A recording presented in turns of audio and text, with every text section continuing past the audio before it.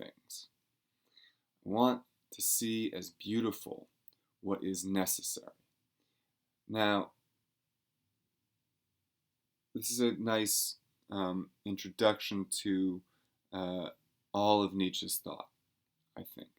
And a big question that we'll ask ourselves about Nietzsche is, well, what does Nietzsche really think is necessary? But we can say, at the outset at least, the laws of physics are necessary. The fact of being human is necessary. And thus, we could have a kind of Stoic wisdom here, which is to say, I want to learn to love the world as it is, to not wish that the world would be some other way.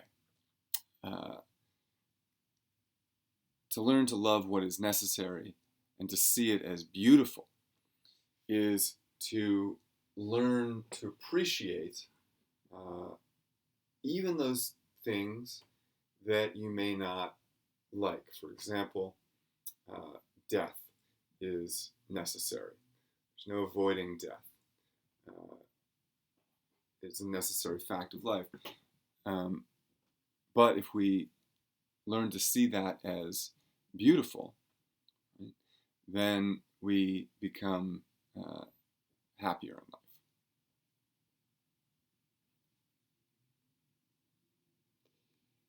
Sorry, there's activity outside of my door. So death would be an example, but I think a more profound example with respect to Nietzsche would be to think about what is inherent to your character as a person, and to say, these are things that I seem to be incapable of changing about myself. It is a necessary part of my being. And probably we can all think about things, we can think of things about ourselves that seem to be an immutable fact about ourselves, but which we might not like. And Nietzsche's saying we can learn to see those things as beautiful. So this is part of the idea of moral relativism to Nietzsche. Right? Aristotle might say, for example, the incontinent person, the person who is incapable of using their will or sticking by their word, who is unable to stick to good habits. Aristotle would say, some people are just like that, and there's no getting around it. Those people are morally lacking. Right? They're, in some essential sense, inferior to the continent person who is able to maintain good habits, develop virtue. Now, what's that poor incontinent person supposed to do, right? That person is just less good, less virtuous, incapable of achieving excellence. And so what Nietzsche is saying here is, why not see that incontinence, which is an immutable part of your character, as beautiful? Why can't we see it as beautiful? Aristotle says, well, it's not in harmony with the function of being human. Well, Nietzsche's going to say, what do you mean, being human? Right? He wants to return to these most fundamental questions, ask them again, and give a different answer. So, if what a human being is open to interpretation, then why not decide that the incontinent person is virtuous in their own way, and therefore beautiful in their own way? Nietzsche is saying that we can learn to find anything beautiful, and that if we learn to find things beautiful, we can be happier with ourselves and ultimately happier with everything in life. So he goes on. Then I shall, then I shall be one of those who make things beautiful. Right? Not only do you become happy this way, but this is how, more generally, you make the world beautiful. Right? And I think this is something that's also relatable. Right? What does it mean to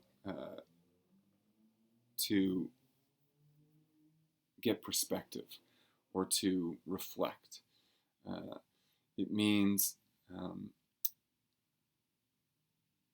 learning to find the beauty in something, learning to accept something. And who are the people that make the world beautiful? Those who see beauty where other people don't see it. Right? And in particular, this is going to be the artist.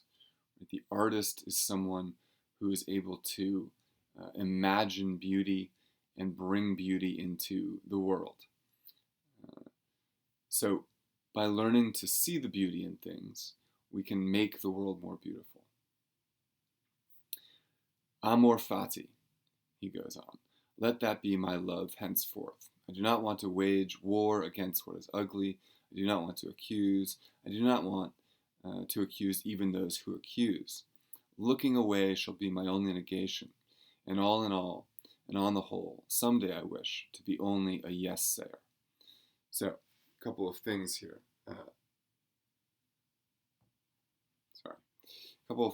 Amor fati, right, means the love of fate.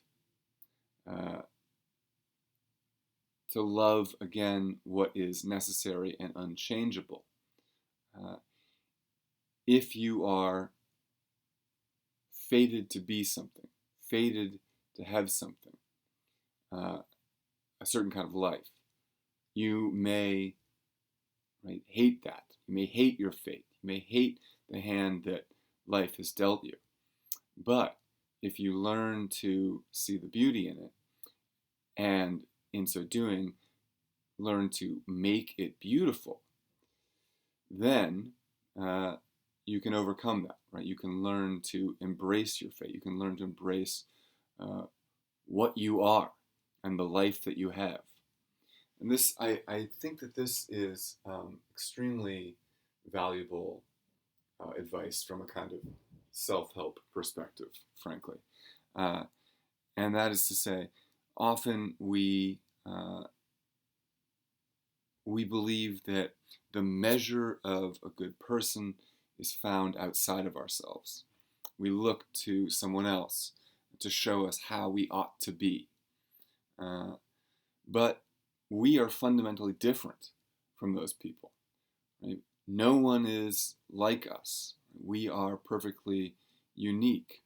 And so to try to measure myself against someone else is going to inevitably lead me to some kind of inferiority complex, or to dwell on what I lack. Right? I wish I had that life. I wish I had that job, or that partner, or that group of friends, or that intelligence, or whatever it might be. But the fact of the matter is, you don't have those things, and you need to stop, conforming to someone else's idea of the beautiful and the good, and learn instead to love yourself as the beautiful and the good. Right? You can only compare yourself to yourself. You can only measure yourself against yourself. And so I think that is really kind of the key insight here. He says, I don't want to wage war against what is ugly. I'm not going to tell someone else or something else that it's ugly. I'm not going to require other people to measure themselves according to me. I don't want to accuse. I don't even want to accuse those who accuse. Now that's very classic sort of Nietzschean irony and sort of meta-analysis, right? Those who accuse me of being bad for not living up to their standard, well, yeah, that's annoying, right? But if I then turn around and accuse them, well, I'm just as bad. So those who think that it is good to accuse, that's their problem, right? I'm not going to let that affect me. I think even that I can find beauty in. Even that I can learn to love. He says, looking away shall be my only negation. I'm not going to fight this. I have no problem turning away, ignoring that accusation. Right? And all in all, and on the whole, someday I wish to be only a yes-sayer. Right? Now this yes-saying is an affirmation. Right? I want to affirm the beauty in all things. I want to affirm the good in all things, even those things that a traditional system of ethics would call bad. So we see a little bit of danger of relativism also here. So what, is Nietzsche going to be a yes-sayer to the murderer, to the rapist, to the thief, to the liar?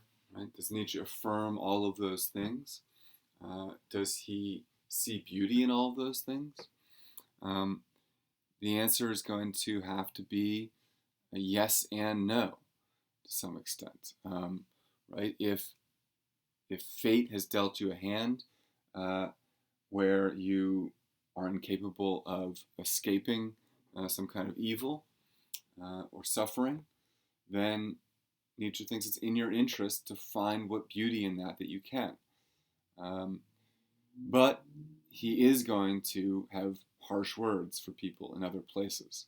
And he is going to be very judgmental in other places. He is going to accuse in other places. And this is, I think, really the most difficult thing to grapple with in Nietzsche, is his inconsistency. Today he says he approves of everything. I'm nothing but a yes-sayer. And tomorrow he says everyone is wrong about everything. And they're stupid and they're ruining it for the rest of us. And they need to shut up. And so how do we reconcile this inconsistency? The fact that Nietzsche says one thing one day and another thing another day. Well, maybe we'd say he's just a literary figure, he's just a provocateur, he is not trying to be serious. And that's precisely correct. He's not trying to be serious. He thinks seriousness belongs only to those who believe in transcendental truths, universal rational structures, that sort of thing, traditional philosophy. And he thinks all of that is built on nothingness. He thinks all of that is illusion.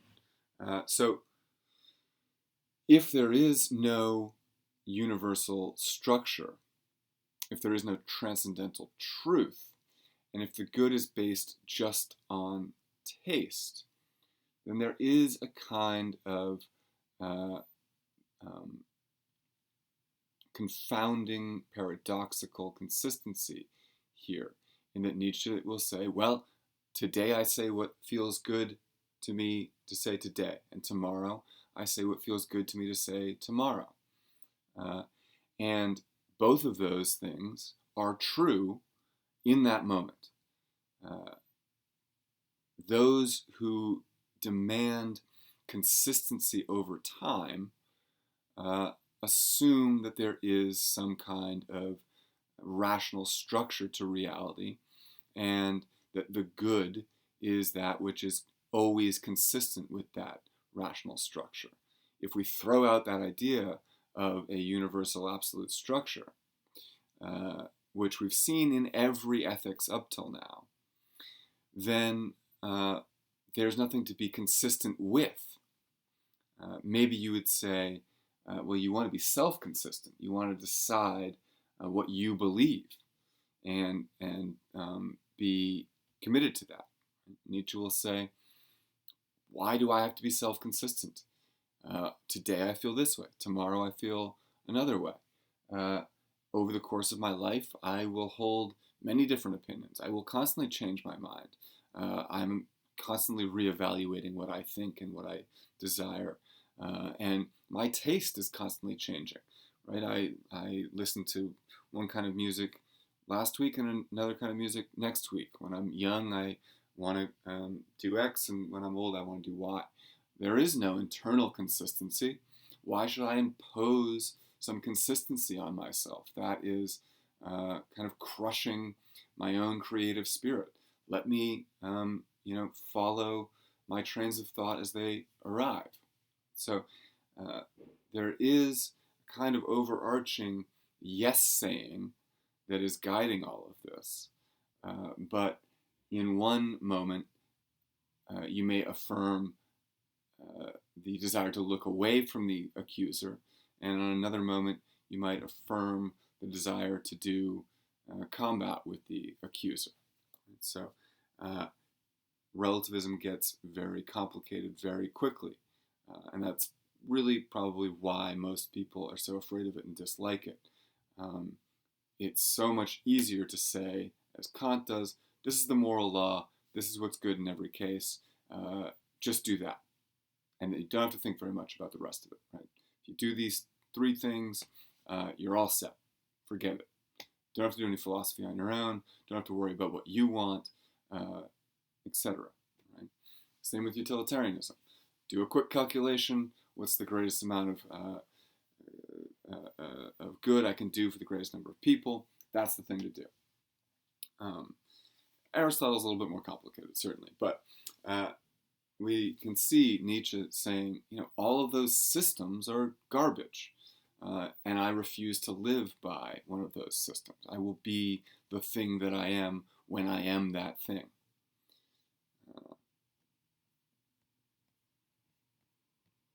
So I want to move on then to I strongly recommend reading all of these aphorisms. It's a really good collection of aphorisms. The Dying Socrates, in particular, is a good one that we're not going to touch on right now. Let me see if I can find this next one. Okay. The next one is on page 181. It's aphorism 125, and this is about the death of God. And I'm actually going to pause here. I apologize, but I'm being told I have to go eat dinner, and it's a categorical imperative that I do so. Now, we'll come back to this. I don't like sending you guys two different videos, but it's going to happen on occasion, especially if I get them to you in a timely way. So, until the next video, the death of God.